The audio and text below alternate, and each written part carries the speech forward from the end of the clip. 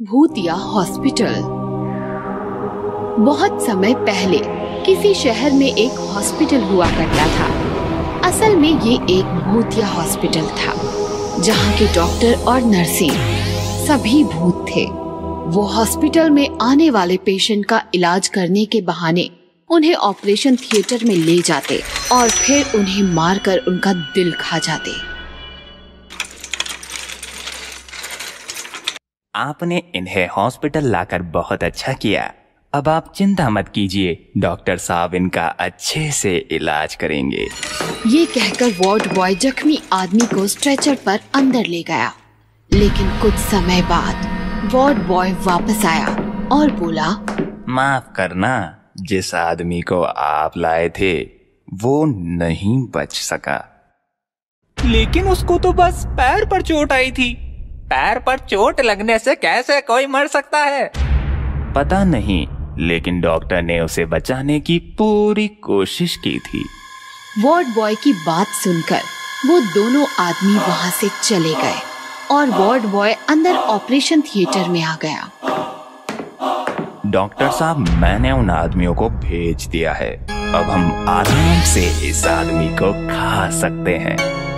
बस ऐसे ही लोग हमारे पास इलाज के लिए आते रहे और हम उनका दिल खाकर रोज पार्टी करते रहे। बहुत महीनों तक ऐसे ही चलता रहा। फिर एक दिन मोहित नाम का आदमी अपने पिताजी को लेकर हॉस्पिटल आया। डॉक्टर साहब, मेरे पिताजी के सीने में दर्द हो रहा है, आप जल्दी से इनका इलाज कर दीजिए। लगता है इनका जल्द से जल्द ऑपरेशन करना पड़ेगा। ऑपरेशन? लेकिन इनके सीने में तो मामूली सा दर्द है। सीने का कोई भी दर्द मामूली नहीं होता। आप यहीं इंतजार कीजिए, मैं अभी इन्हें ऑपरेशन थिएटर ले जाकर इनका इलाज करता हूँ। वार्ड बॉय और डॉक्टर मोहित के पिताजी को ऑपरेशन थिएटर ले गए। फिर कुछ देर बाद डॉक्टर और वार्ड बॉय मोहित के पास आए और बोले, माफ कीजिएगा, हम आपके पिताजी को नहीं बचा सके। क्या? लेकिन उन्हें तो मामूली सा दर्द था। मैंने आपसे पहले भी कहा था, सीने का कोई भी दर्द मामूली नहीं होता। मोहित अपने पिताजी की लाश लेकर घर लौट आया, लेकिन उसे डॉक्टर की बात कुछ हजम नहीं हो रही थी। दाल में जरूर कुछ काला है। मेरे पिताजी ऐसे नहीं मर सकते। मैं इस रहस्य का पता लगाकर ही रहूंगा। ये सोचकर वो अगले दिन हॉस्पिटल पहुंचा और चुपके से ऑपरेशन थिएटर में छुप गया। अब देखता हूँ ये डॉक्टर कैसे ऑपरेशन करता है। कुछ देर बाद डॉक्टर, नर्सेज और वार्ड बॉय एक पेशेंट के साथ ऑपरेशन थिएटर में आए। चलो इसका इलाज शुरू करते हैं। डॉक्टर के ऐसा कहते ही सभी अपने भूतिया रूप में आ गए। ये देखकर मोहित डर से कांपने लगा। ये सब तो भूत है। चलो जल्दी से इसका दिल निकालते हैं। मजा आ गया। मुझे इंसानों का दिल बहुत स्वादिष्ट लगता है। थोड़ा हमें भी खिलाइए डॉक्टर साहब। लो, तुम भी खाओ और तुम भी लो। भूतों को इंसानी दिल खाते देख मोहित को उल्टी आ गई और भूतों ने उसे देख लिया। तुम यहाँ क्या कर रहे हो? मुझसे गलती हो गई, मैं यहाँ गलती से आ गया, मुझे जाने दो। ठीक है, चले जाओ, बस अपना दिल हमें दे जाओ। अगर तुम मुझे जाने दोगे तो मैं एक दिल के बदले कल तुम्हें 2 दिल ला कर दूंगा। क्या? 2 दिल? हाँ, मैं कल 2 इंसानों को तुम्हारे लिए लेकर आऊंगा। एक के बदले 2? ठीक है, लेकिन याद रखना, अगर तुम कल नहीं आए तो। नहीं, मैं कल जरूर आऊंगा। ऐसा कहकर मोहित अपनी जान बचाकर भूतिया हॉस्पिटल से निकल आया। आज तो बच गया, लेकिन कल इन भूतों के लिए मैं 2 आदमी कहाँ से लाऊंगा? वो ये सोचता हुआ अपने घर की तरफ जा रहा था, तभी उसने सामने दीवार पर लिखा देखा, बंगाली तांत्रिक किसी भी तरह के भूत प्रेत के इलाज के लिए संपर्क करें।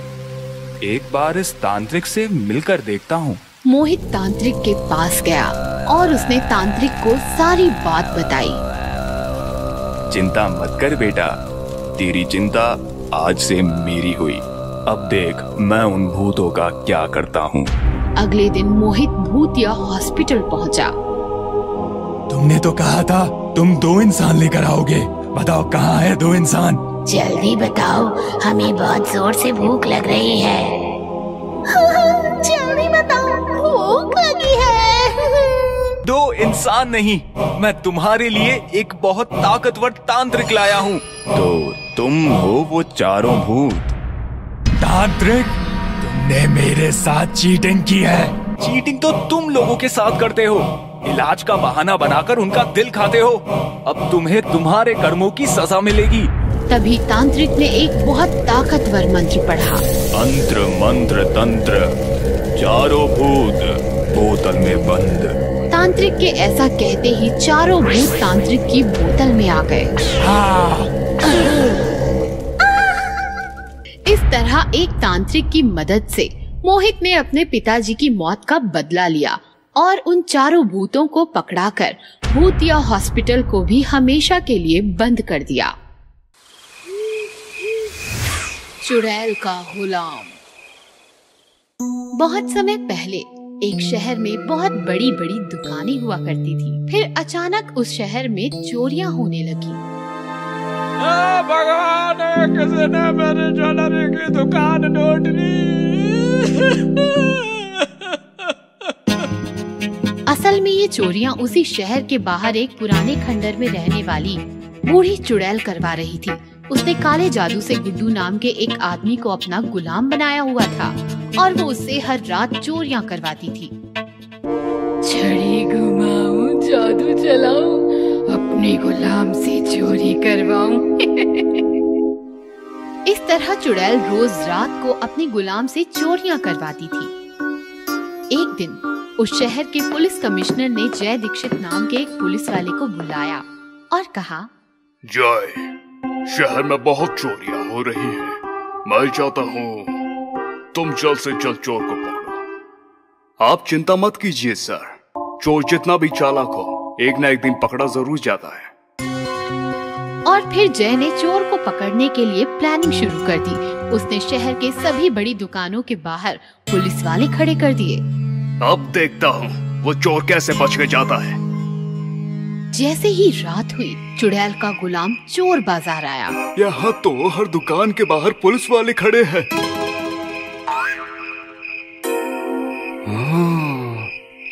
मुझे कुछ सोचना होगा। तभी उसे एक आइडिया आया। चुड़ैल मालकिन से कहता हूँ, वो मुझे जादू से दुकान के अंदर भेज देंगे।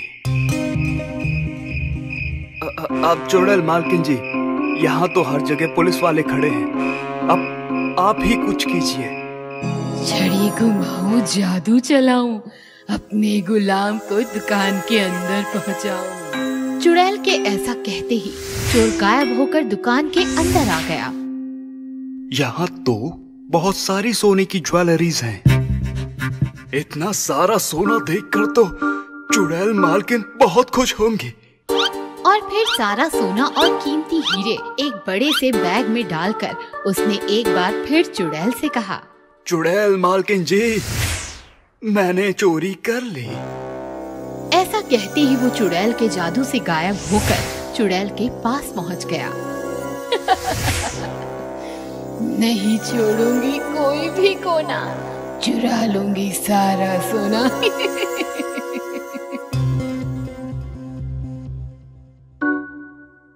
दूसरी तरफ जय को लगा कि चोर चोरी करने आया ही नहीं, लेकिन जब सुबह सब दुकानें खुली तब पता चला कि सेठ धनी राम की दुकान पर से ये सब चोरी हो गया है।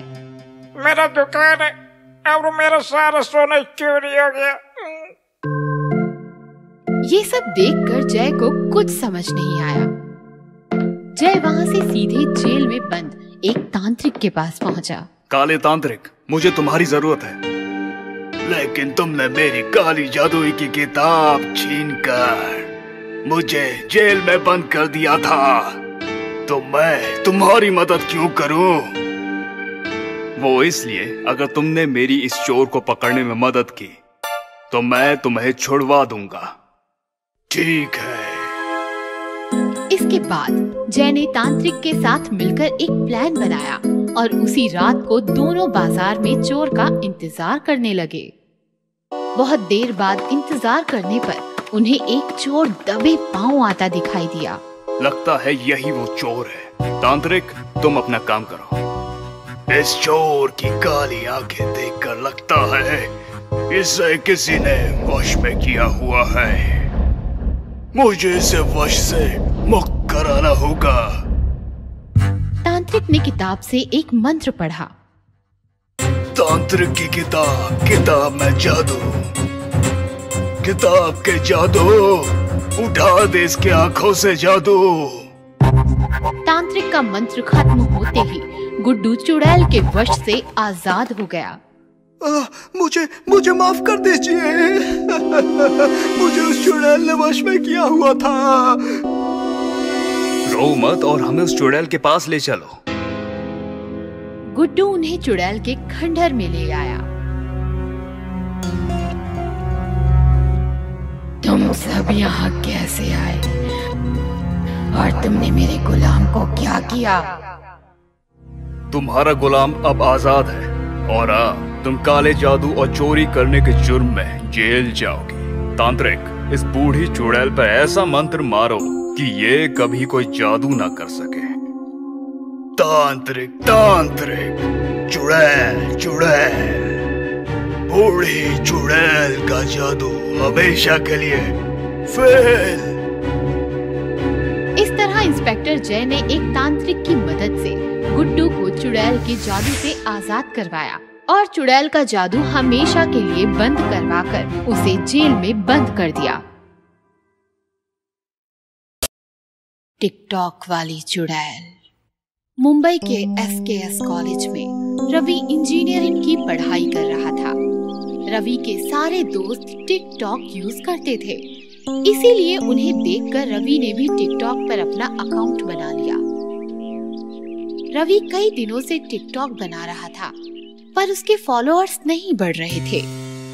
एक दिन रवि कॉलेज से घर लौटा और अपना फोन चेक किया तो उसे एक नया टिकटॉक वीडियो चैलेंज दिखा।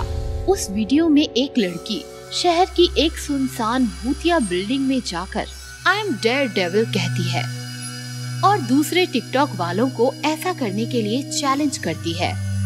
मुंबई में उस बिल्डिंग के बारे में कई अफवाहें थी, लेकिन फॉलोअर्स के लिए रवि ने चैलेंज एक्सेप्ट किया। ये सही मौका है फॉलोइंग बढ़ाने का। रवि के दोस्त अरुण ने उसे बिल्डिंग में जाने से मना किया, पर वो नहीं माना और अगले दिन ही भूतिया बिल्डिंग में टिकटॉक वीडियो बनाने के लिए चला गया। रवि ने रिकॉर्डिंग चालू करके जैसे ही आई एम डेयरडेविल कहा तो उसके पीछे दरवाजा अपने आप ही बंद हो गया और बिल्डिंग में जोर जोर से हंसने की आवाज आने लगी। कौन है भाई? मजाक मत करो यार, जो भी हो सामने आ जाओ। तभी उसके सामने एक भयानक चुड़ैल आ जाती है और मोबाइल पर रवि की रिकॉर्डिंग करने लगती है। मजाक नहीं, मौत, तेरी मौत होने वाली है। ये कहते हुए वो रवि पर हमला कर देती है और उसे मार देती है। रवि की तरह ही आरिफ नाम का एक लड़का भी चैलेंज के लिए उस बिल्डिंग में आया, तो उस चुड़ैल ने उसे भी मार दिया और वीडियो बनाकर टिकटॉक पर अपलोड कर दिया। रोज रोज हो रही मौत के कारण लोग घबरा गए और टिकटॉक चलाना ही छोड़ दिया, और अगर गलती से भी कोई उस चुड़ैल का टिकटॉक वीडियो देख लेता तो वो सम्मोहित हो जाता और उस भूतिया बिल्डिंग में चला जाता और वो टिकटॉक वाली चुड़ैल उन्हें बेरहमी से मार देती थी। टिकटॉक वाली चुड़ैल की बात पूरे शहर में फैल गई। एक दिन अरुण अपने चाचा को रवि के बारे में बताता है। बच्चों को 10 बार कहा था कि वो बिल्डिंग भूतिया है, उससे दूर रहो। लेकिन ये आजकल के बच्चे हमारी सुनते कहाँ हैं और फिर पछताते हैं। नहीं चाचा, मुझे बात कुछ और लग रही है। अगर उस बिल्डिंग में चुड़ैल है तो इस चैलेंज वाली लड़की को उसने क्यों नहीं कुछ किया? बात तो तुम सही कह रहे हो, लेकिन इसका जवाब तो ये लड़की ही दे सकती है। फिर सब लोग मिलकर पुलिस स्टेशन जाते हैं और चैलेंज वाली लड़की के बारे में पूछताछ करते हैं। कुछ देर फाइल्स देखने के बाद पुलिस कुछ महीनों पहले ही इसकी रिपोर्ट दर्ज हुई है। इसका नाम श्रुति है और ये 2 महीनों से लापता है। लेकिन फिर उसने ये वीडियो कैसे और क्यों बनाया? मामला कुछ गंभीर लगता है। फिर पुलिस उस बिल्डिंग की जांच के लिए जाती है, लेकिन उन्हें वहां कुछ भी नहीं मिलता। सर, वो चुड़ैल टिकटॉक वीडियो बनाने वालों को ही मार रही है, तो शायद टिकटॉक बनाने पर ही हमारे सामने आएगी। फिर अरुण रिकॉर्डिंग चालू करके कहता है, आई एम डेयरडेविल, और ऐसा कहते ही वो चुड़ैल सबके सामने आ जाती है। क्या बात है, आज मरने के लिए पूरी बारात आई है। कोई बात नहीं, मैं तुम्हारी विदाई भी अच्छे से करूंगी। और चुड़ैल अरुण पर झपट पड़ती है। तभी पुलिस इंस्पेक्टर अपने गले का तावीज चुड़ैल के गले में डाल देता है, जिससे चुड़ैल तड़पने लगती है। बता, तू लोगों को क्यों मार रही है? बता, नहीं तो तुझे ताबीज से अभी जला दूंगा। मैं अपना बदला पूरा कर रही हूँ, अपनी मौत का बदला। मैं टिकटॉक पर काफी फेमस हो गई थी और इस बात से मेरे दोस्त मुझसे जलते थे।